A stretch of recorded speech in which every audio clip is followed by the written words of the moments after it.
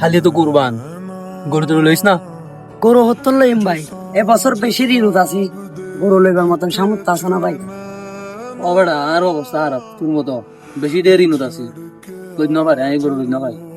যাই হোক, আফসোস করে লাভ নাই, ইনশাল্লাহ আল্লাহ যদি তৌফিক দেয় আগামী বছর লইম দেরি।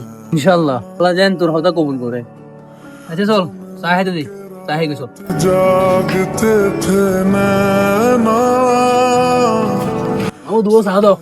पलके नीचते हैं यूं जुदा हुए বন্ধু গরু তো নিছি বুঝছস, সকাল সকাল আমার বাসায় চলে আসবি, কোরবানি ঈদের অগ্রিম দাওয়াত রইলো।